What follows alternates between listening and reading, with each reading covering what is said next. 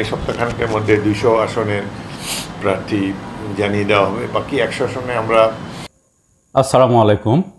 বিএনপির স্থায়ী কমিটির সদস্য মেজর অবসরপ্রাপ্ত হাফিজউদ্দিন আহমেদ বীর বিক্রম বলেছেন যে 300টি আসনের মধ্যে মোটামুটি এক সপ্তাহের মধ্যে 200টি আসন চূড়ান্ত হয়ে যাবে আর বাকি 100টি দেরি হবে।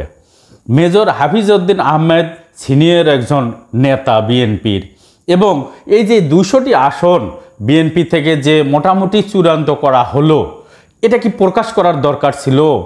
আমি তো মনে করি এটা প্রকাশ করা রাজনৈতিক দূরদর্শিতার অভাব। কীরকম একটু উদাহরণ দিলে বুঝতে পারবেন। বিএনপির যে বর্তমানে প্রতিদ্বন্দ্বী বা প্রতিপক্ষ দলগুলো আছে, তারা কি ভাববে? তারা ভাববে যে 200টি আসন তারা চূড়ান্ত করলেও 100টি আসন এখনও চূড়ান্ত করতে পারেনি।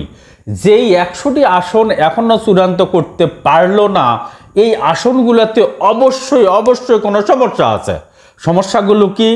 নিশ্চিত এই আসনগুলোতে যোগ্য কোনো প্রার্থী নাই, অথবা এই 100টি আসনে হেভিওয়েট একাধিক প্রার্থী আছে বিএনপির, অথবা এই 100টি আসনে প্রতিপক্ষ দলের বা অন্য দলের হেভিওয়েট প্রার্থী আছে, অথবা বিএনপির প্রতিপক্ষ দলগুলো কিন্তু মনে করবে যে এই 100টি আসনে দলীয় কোন্দল এতটাই যে চরম আকার ধারণ করছে, কাকে দিবে আর কাকে দিবে না।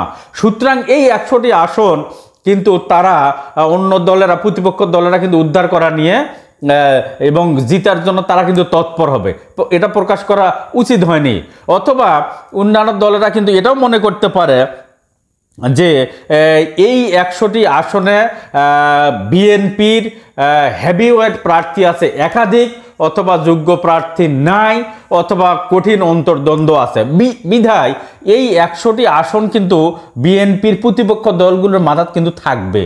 তারা কিন্তু নিশ্চিত জানবে যে এই 100টি আসনে বিএনপির পরাজয় হতে পারে। বিধায় সেখানে তারা কিন্তু ইন্ডিকেট করার চেষ্টা করবে এবং তারা নির্বাচনে কিন্তু এর একটা প্রভাব পড়বে। আমি মনে করি বিএনপির যেসব সিনিয়র স্থায়ী কমিটির সদস্যরা আছেন, তারা অত্যন্ত যোগ্য। আপনাদের ঘরোয়া যে মিটিং হয়, স্থায়ী কমিটির যে মিটিং হয়, এগুলো আগেই প্রকাশ করার কোনো দরকার আছে? এগুলো তো নিজের দুর্বলতা প্রকাশ করা। সাধারণ জনগণ হয়তো বা যারা রাজনীতি খুব একটা বোঝে না, তারা মনে করবে বাপরে বাপ 200টা করে ফেলেছে অলরেডি, আর 100টা করবে। কিন্তু যারা রাজনীতিতে একটু সচেতন বা যারা রাজনীতির খোঁজখবর রাখে বা যারা একটু দক্ষ, তারা কিন্তু ওই 200 নিয়ে ভাববে না। তারা ভাববে বাকি যে 100টা, এখানে কিন্তু সমস্যা আছে। বিধায় বিএনপির নীতি নির্ধারণী ফোরামের কাছে আমি রিকোয়েস্ট করব, আপনাদের স্থায়ী কমিটির যে মিটিংগুলো হবে, বৈঠকগুলো হবে, কোনো মিডিয়াতে এগুলো প্রকাশ করবেন না। করলে নিজেদের দুর্বলতা প্রকাশ হবে, পরবর্তীতে আপনারাই সমস্যায় পড়বেন। অন্য দলের কিন্তু ফায়দা হবে, অন্য দল এখান থেকে কিন্তু তাদের সুযোগ সুবিধা আদায় করে নেবে। বিধায় স্থায়ী কমিটির সদস্যদের কাছে বিনীত অনুরোধ করব, আপনারা আগেই বলে দিবেন যে স্থায়ী কমিটির যে মিটিং হবে, এখানে কোনো প্রকার ডিক্লারেশন দেওয়া যাবে না, কোনো মিডিয়াতে বলা যাবে না। কারণ হচ্ছে বিএনপির তো কোনো মিডিয়া নাই, বাংলাদেশে বিএনপির একটা মিডিয়াও নাই, সব মিডিয়াগুলো কিন্তু অন্য দলের। বিধায় এখানে অনুরোধ করা হচ্ছে বিএনপি নীতি নির্ধারণী ফোরামের কাছে যে আপনারা কোনোভাবেই স্থায়ী কমিটির চূড়ান্ত মিটিং ছাড়া কোনো মিটিংয়ের আগাম কোনো বার্তা আগেই কোনো মিডিয়াতে দিবেন না। ঠিক আছে, ভালো থাকবেন। আসসালামু আলাইকুম।